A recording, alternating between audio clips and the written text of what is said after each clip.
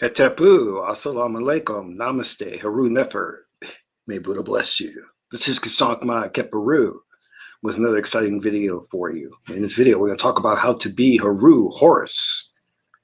Did you know that the idea of the hour comes from Horus? But anyway, before I get into that, I want you to hit the like button on this video. This is your first time to my channel. Welcome.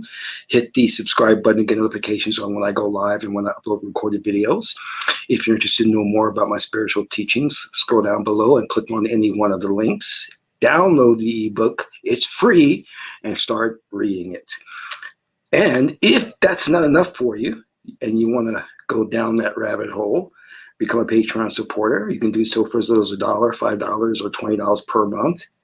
It's up to you. You'll get exclusive access to instructional videos on the esoteric, on the spiritual, videos on how to meditate, videos on how to invoke spirits, how to communicate with the ancestors, how to astral project, how to do self-hypnosis to curb overeating and to get rid of negative habits, like doing your homework. And stop blaming the dog that he ate your homework.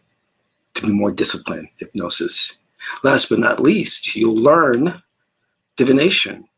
And if you are an Asir level supporter, all your oracle readings are free. So become a Patreon supporter. You can cancel anytime, no obligation.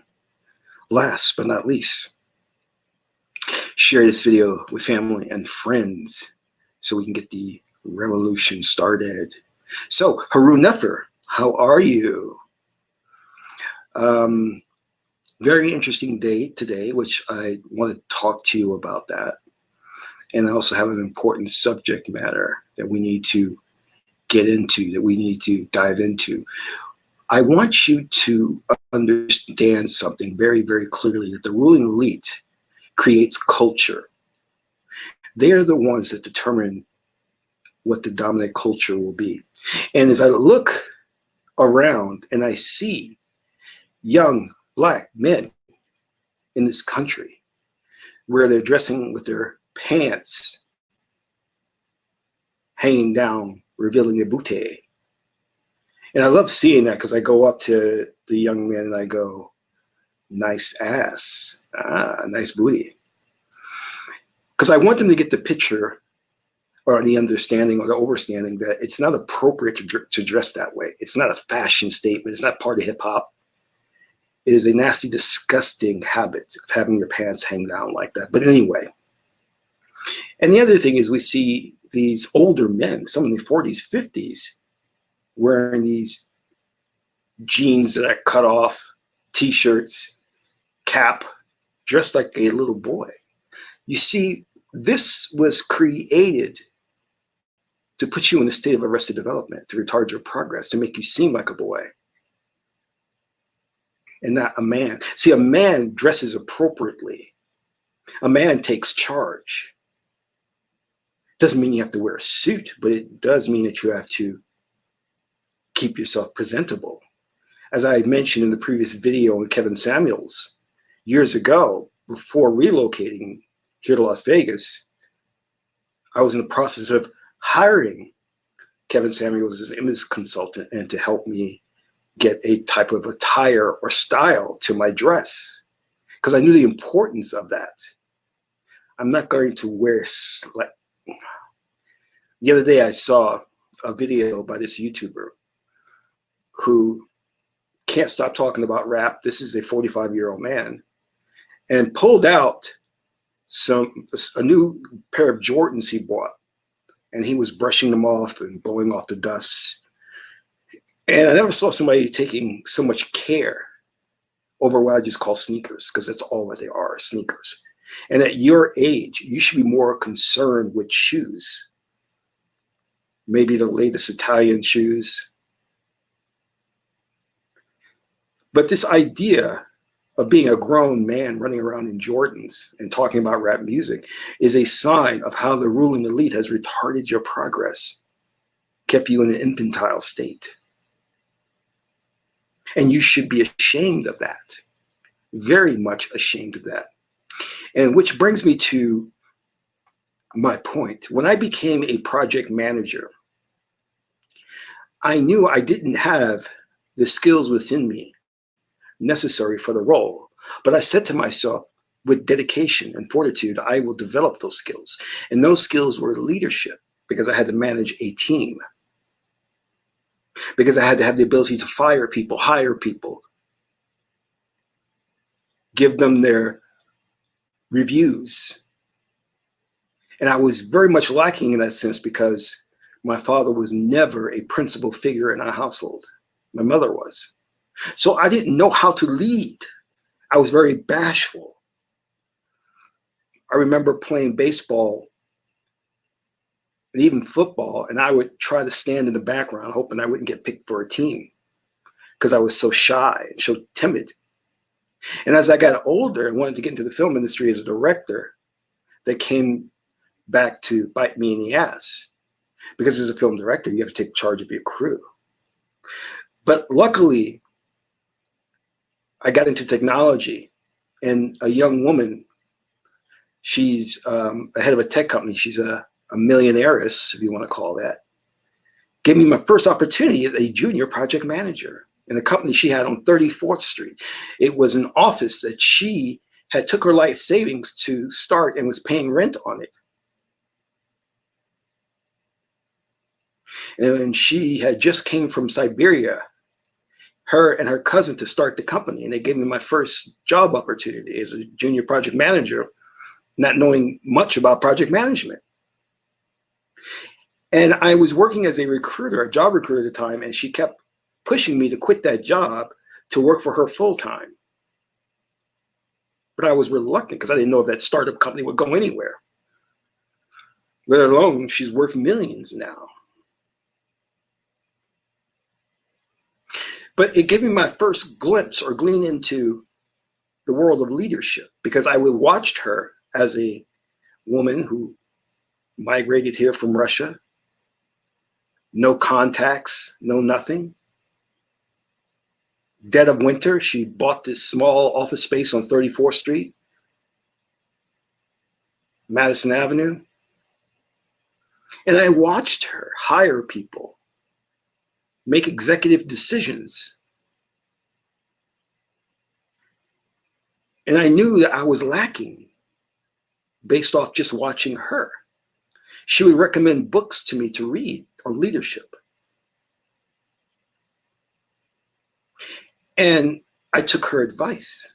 And from her company, I springboarded to another company and became a full-fledged project manager, but still was lacking in leadership skills. In executive meetings, if you want to call them, I was afraid to speak up. In client meetings, I was afraid to talk to the client. Caused a lot of problems. People didn't have faith in me. So when I got into the Kemetic spiritual cultivation system, it provided me an opportunity to work with mantras and trance state to change my persona, my character, to one of leadership, Heru. And I did so in a relatively short period of time. I went from not being able to talk and communicate to being a motor mouth and a social butterfly, to networking like crazy, to giving speeches in front of large audiences, because of the Kemetic spiritual culture, specifically learning trance state, or what we call in the West hypnotherapy. But let me get to my point. You see, ADOS men, or Black men, African American men, foundational Black American men, are taught not to lead, are trained specifically not to lead. And it's a peripheral thing because you don't know it, you don't realize it. You're kept in that state of arrested development. You don't know how to make decisions in a split second.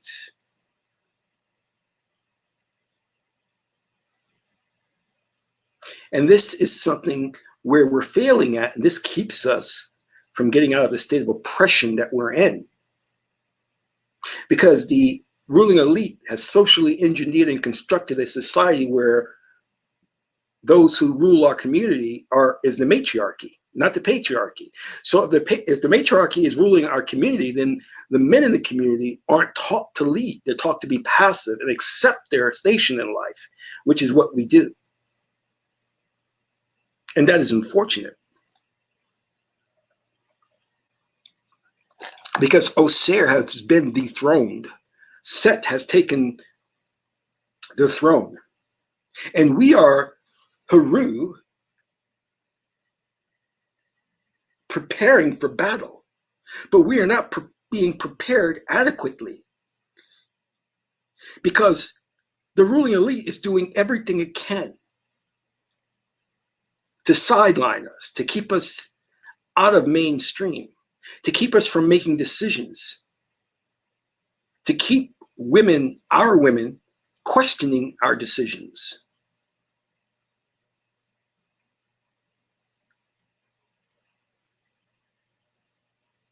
When I created my program, the Six-Figure PM, it wasn't just to give people an opportunity to make six figures, but it was to help men and women alike, to show them how to work together in a team, and also to show men how to lead. Because it presented me with that opportunity and it helped me. I went to the oracles in my time of desperation when I was doing poorly as a project manager. And I asked the oracle if I should get out of this field. And the oracle said, no, you stay, because you have to learn how to lead your team. And then when I was able to successfully become the man that I am, the oracle said, you may now move on. You have cultivated the attribute within you to lead. Now you can move on to something else.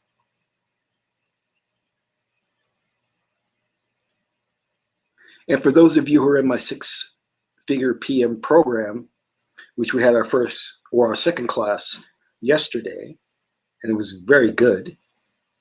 Once you finish the program, you have an opportunity to move on to be a PM and make six figures, or you can become a UX person. That pays even more, and that's a greater challenge and a greater responsibility. But here's my point. You should always strive for more and strive to better yourself. See, with the oracles, the oracle is Tehuti, Thoth, the wisdom of God. When Heru could not defeat Set, every battle he had with Set, it ended in a stalemate. The only way he was able to defeat Set was to go to the oracle, to go to Tehuti. Tehuti restored his third eye, meaning your sixth sense.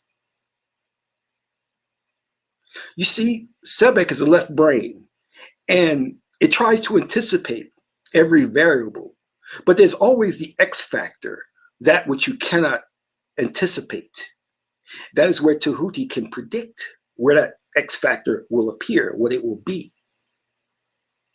See, Western man has got you under the impression that they can figure everything out. They have everything covered through the left brain. They're imbeciles, because we have learned from our ancestors who have been here for millions of years. And that's right, I said millions of years. That there always will be an X factor, the unknown. That is the realm of the right brain, the realm of the oracles, the realm of the Akashic records, to pull down that wisdom and knowledge, to know the unknown.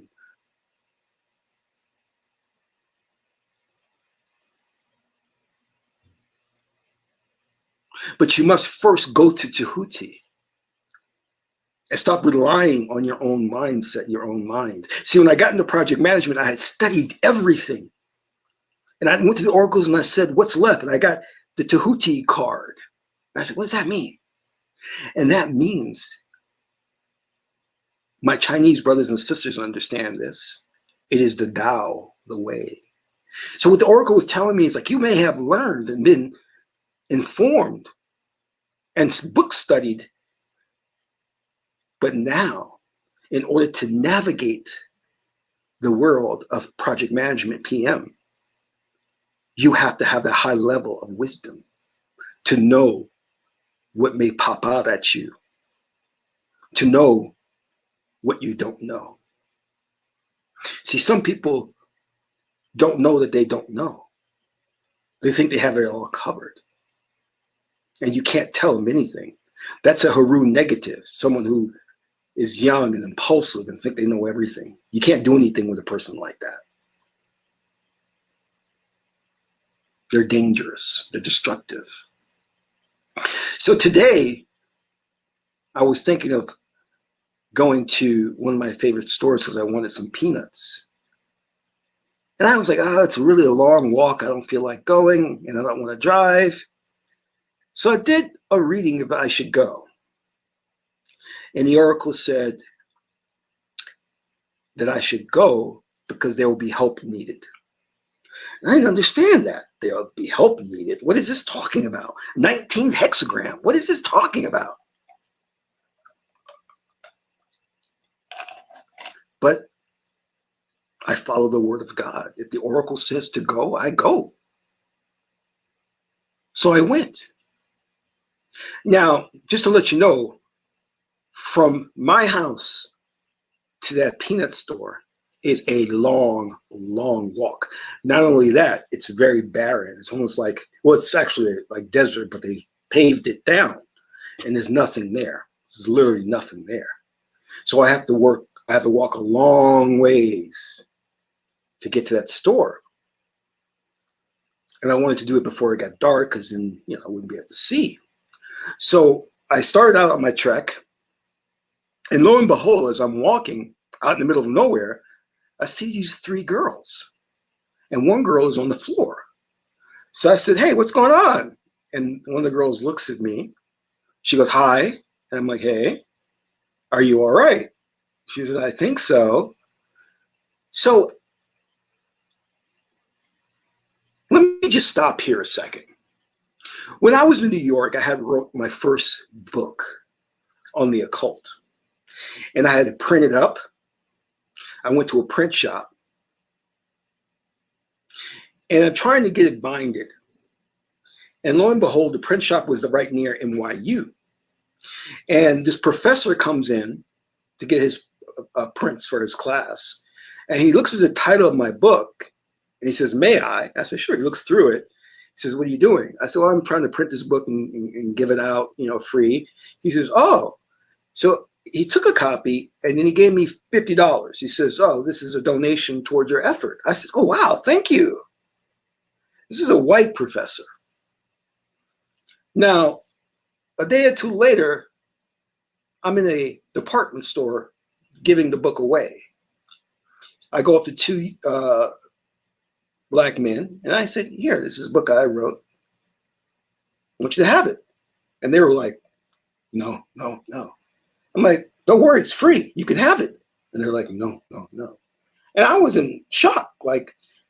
And this is something I typically encounter where it's among our people mistrust. And I just don't understand that. And I said, yeah, hey, listen, I'm a young writer and I'm trying to get my stuff out there. And take it. And he would not take it. And his friend wouldn't take it either. I was like, wow, okay.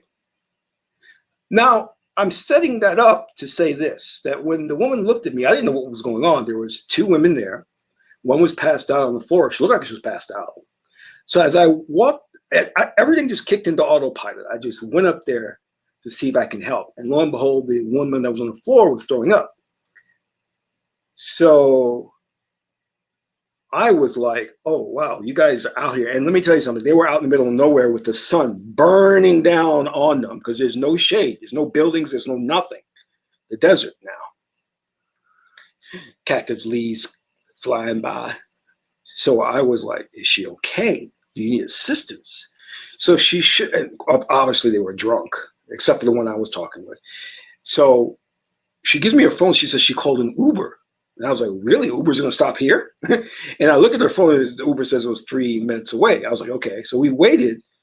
And that 3 minutes was like 20 minutes, And I felt so sorry for the girls because they were burning. The girl said, look at my leg. And it was red. like a lobster. I've told us it looked like a lobster. The other girl was so out of it. I think she had heat exhaustion that her breasts were out, her titties were out. You could just see them because she had a very thin top. And by the way, they looked magnificent. For some reason, I wanted some soy milk. But anyway, I digress. So I'm feeling bad. And I said, listen, I would get my car, but it's way back there. And it would take me like half-hour walk back to get the car. And you guys, I'm afraid what would happen to you guys. You know what I mean? So long story short, a lot of things transpired. Maybe I'll do another video that really goes in detail about what happened. But the lead girl, let's call her the alpha female, wasn't as drunk as the other two.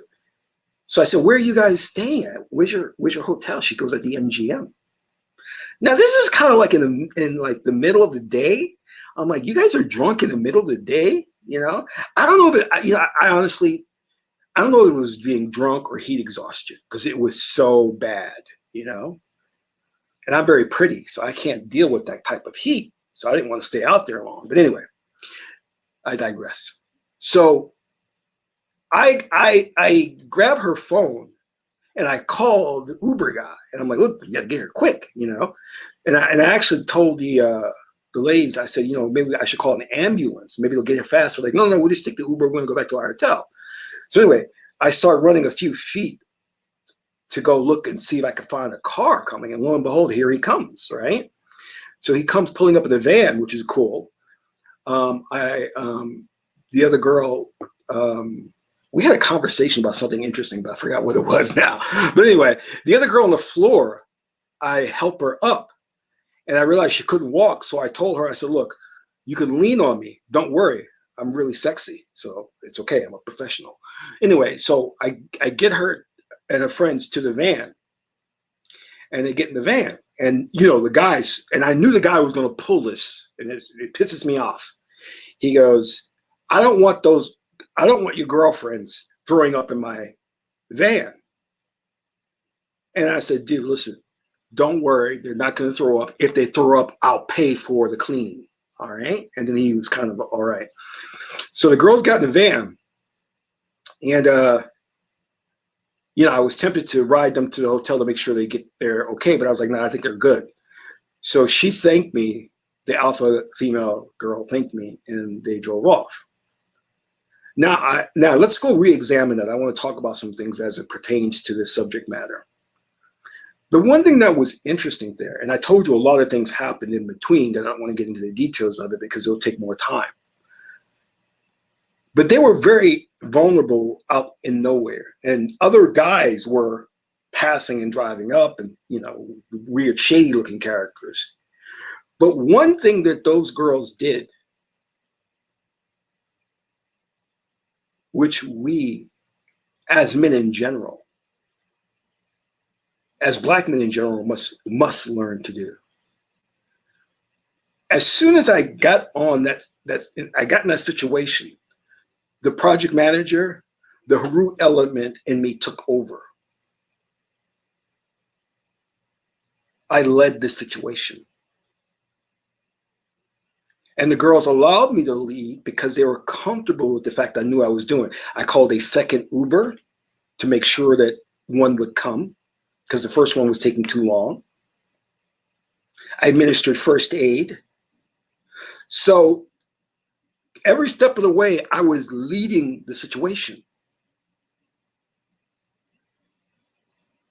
And I was reassuring the girls that everything was okay so they wouldn't panic because their Uber wasn't coming.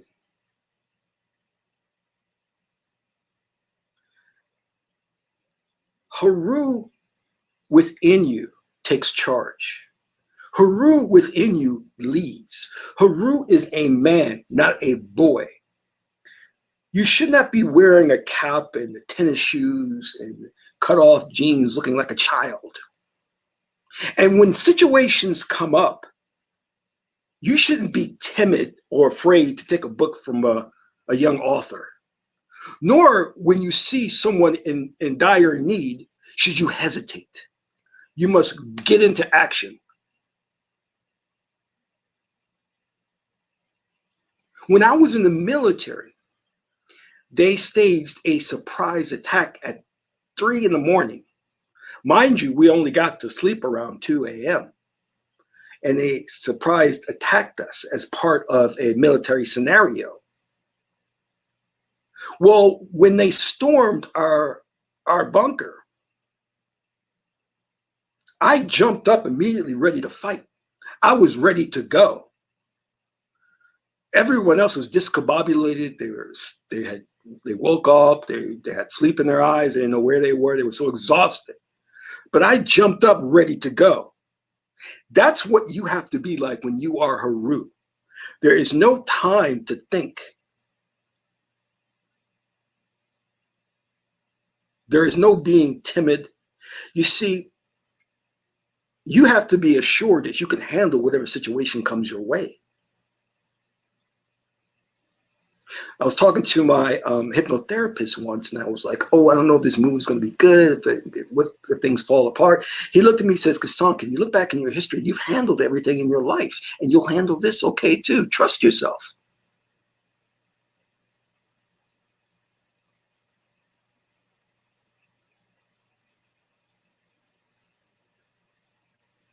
We are losing because we're not taking authoritative action. George Floyd would be alive today if one of the men there stood up and kicked Derek Chauvin in the face. We are being socially engineered and brainwashed to be passive.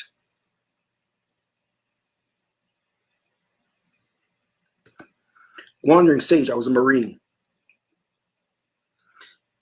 We are being socially engineered to allow our women to lead us. I'm not doing that.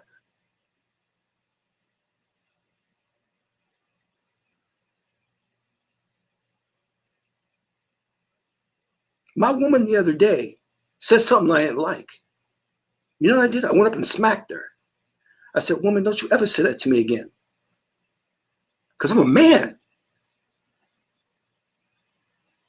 And after she decked me in the face and I apologized for slapping her, we had incredible sex. But anyway, I digress. My point is, don't hit a woman. I should have never sent my girls to martial arts class. Please hit the like button on the video. It would be appreciated.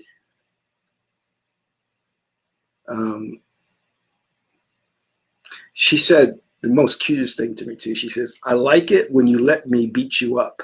I'm like, who said I was letting you beat me up? You are beating me up. You're kicking my ass. Anyway, I digress. All right. These men that I see are not men, they're boys. Their women are walking ahead of them. They're not making decisions. They're not holding their woman's hand. They're not leading. Let me explain another thing that a young brother pointed out to me that was very shocking. He said, did you know that your vocal cords adjust to who you're speaking with? He said, in corporate America, many brothers who have a deep resonance or deep voice, they lose that because they know it's threatening. So they learn to talk with maybe a higher pitched voice, a less deep voice. And I was like, whoa, you're absolutely right. I noticed that since I've been working for corporate America, my voice has gotten higher as opposed to being deeper. That is so true. We're being socially engineered to rid ourselves of testosterone so that we don't lead.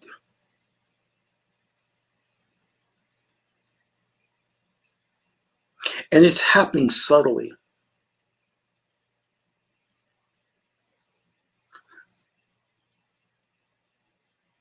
And even our women don't realize it. And they think it's okay because the white oligarchy has given them positions of power in the matriarchy, and they want to keep that power. But you're going to have to let your man lead. And when I was helping these girls, they allowed me to make all the decisions, not even knowing who I was or trusting, they trusted me. And she thanked me as the van was pulling off. Because there's something within you that people can feel that's sincere. And I had a genuine desire to help them and get some soy milk. But anyway,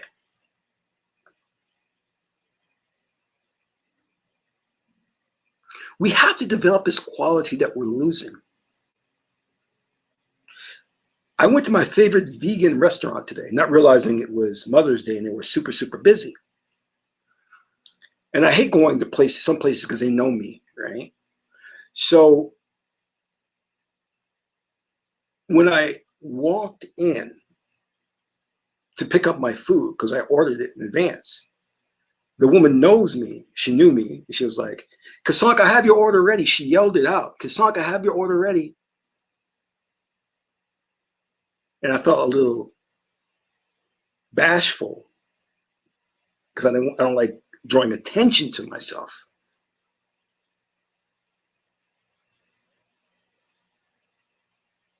And she brought the order to me, and I pulled out some money and I tipped her. And she was like, loud as all heck, "Thank you, Qesankh." And I was like, okay, let me get out of here. Why do I bring that up? Because this is even a fault of my own.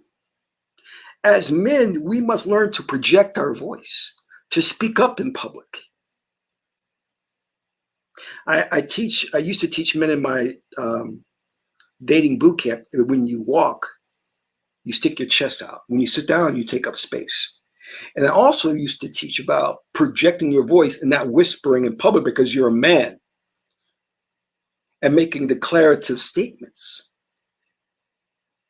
So a man shouldn't be saying, "I think, maybe," so he should make declarative statements that helps you make decisions.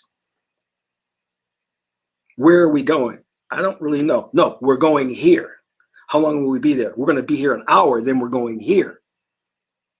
That's why I love project management, because you come up with a schedule, a task list, so you know exactly, you plot out what's supposed to happen. You are the leader. You're setting the schedule. People, you just follow. When I was in the Nation of Islam, I had to straighten those brothers out. I said, this is not democracy. This is a dictatorship. I am the captain. You are just following. There's no debate and voting. And we have a big problem with that. We don't trust our own people. We question Black men's authority. Can't tell you how many times I've worked as a project manager, and when I would speak and offer advice, it was always questioned. It got me so damn annoyed until they realized that I knew what I was talking about. And they realized I was right.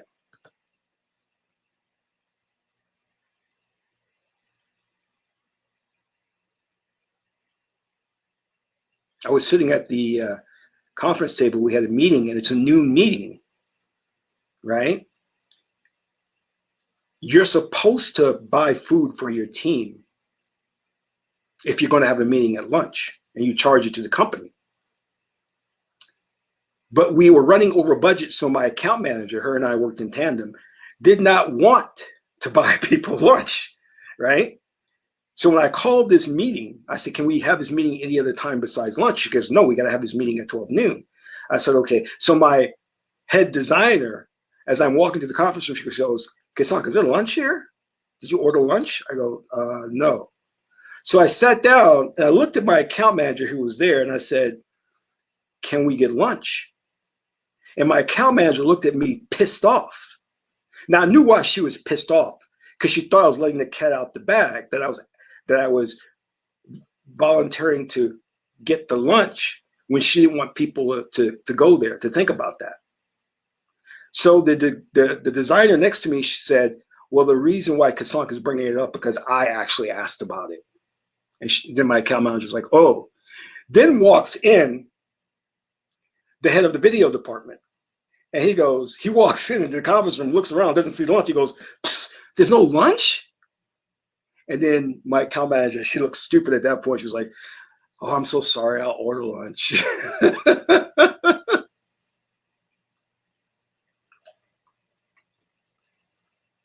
Wandering Sage, it's a combination of Heru and Ma'at, but it's very much a Ma'at career path, yes. And the reason, because Ma is very multitasking. So the Heru leadership with the multitasking works together as project management. You know what I mean? If you guys have not checked out my program, Six Figure PM, where you learn to be a digital project manager, please go to the sixfigurepm.com, the sixfigurepm.com. My bad, man. I should have put that into the chat box. By the way, sideline story. As I go in to get my peanuts from the peanut store, this guy comes up and he's waving at me. And I'm not even paying attention to him. I'm like, why is this guy waving at me? He goes, hi, don't you remember me last night from the bar?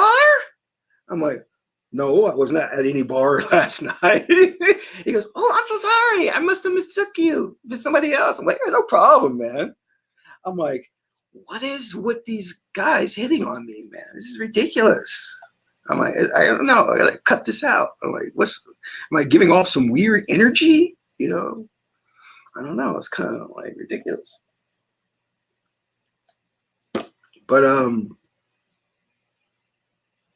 yeah, it was weird. It was funny. I just started laughing. I was like, oh, another one. You know. Anyway, I had a thought. I remember when I had dinner with Angela Bassett, and I played a role reversal on Angela Bassett. I was like, Angela, stop hitting on me. I'm taken, Angela. Please stop hitting on me. I don't think she liked it that I said that. Anyway, I digress. So anyway, hey, the Wandering Sage, there's no negative readings. There's no negative readings, actually. Remember, too, he says, nothing has a quality in and of itself. So keep that in mind. Because you start going into the whole positive, negative thing, you'll get freaked out when you get readings because it'll make you nervous, it'll make you uptight. Everyone, please hit the like button. Make sure you hit that like button. Show some love for the channel. And if you get an opportunity, please donate to the channel. Your donations would be appreciated, much appreciated. Heru must always follow the word of God. Heru must always listen to Tuti. Just because you get a Heru mantra and you do your meditations, that's not enough. You must go to the oracles and you must follow the oracles. Always keep that in mind.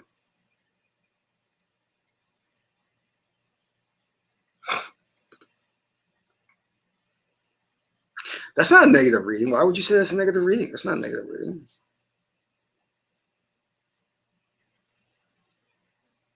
It's not a negative reading.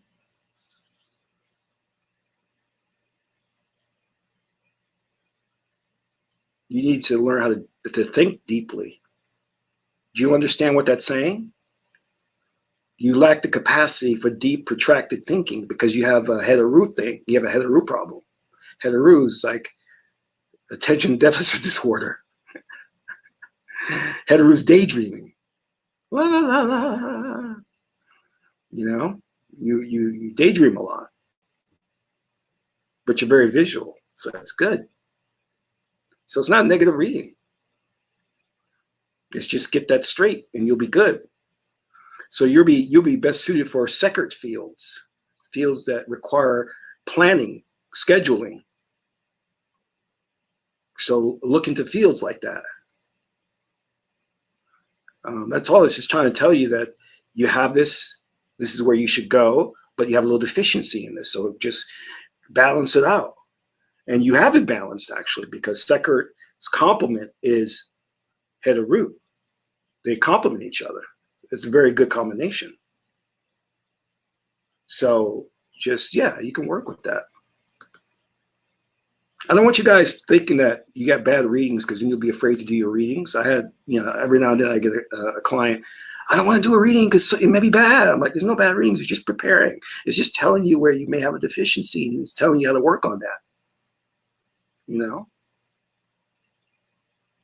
So, I've seen readings that have come up, especially for myself, that I thought were horrible. Dark decease, Wajet, Nekabet.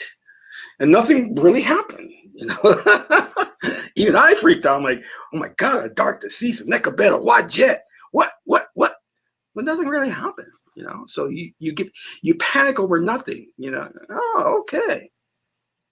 And even still, you have the mantras, or you work with your mantra to balance the energy out, so nothing bad will happen, So just keep that in mind, We all did an experiment in priesthood where we did readings on what our afterlives will be about, and many of us got dark deceased, but that makes sense. We understood why that came up, but you don't need to be panicking, thinking, "Oh no, when I'm dying, I'm going to be a dark deceased." Well, you have a long time between now and your death to fix that. You know what I mean? So don't get too wrapped up in it. Anyway, I promise I wouldn't be on here too long. So think about Heru's role, how he must listen to the sage, to Huti, and he must be a leader. In fact, Heru wears the crown of Upper and Lower Egypt, Upper and Lower Kemet. Osir united Upper and Lower Egypt, and now Heru takes Osir's place as the king, the ruler. This is the basis of many stories, including the Lion King. Anyway, this is Qesankh Ma Keperu, son of Ma and Tuhuti. My aunt is the beautiful goddess Heru. Until my next video, I'm in Ra.